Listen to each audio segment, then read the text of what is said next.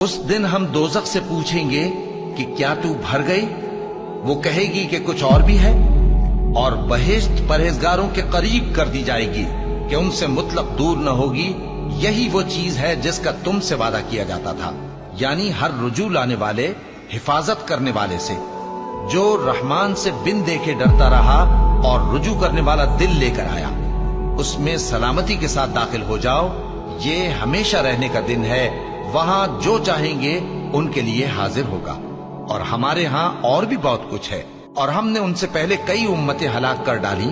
वो लोग इनसे कुव्वत में कहीं बढ़कर थे। फिर वो शहरों में गश्त करने लगे, क्या कहीं भागने की जगह है? जो शख्स दिले आगाह रखता है या दिल से मुतवज्जे होकर सुनता है, उसके लिए इसमें नसीहत है।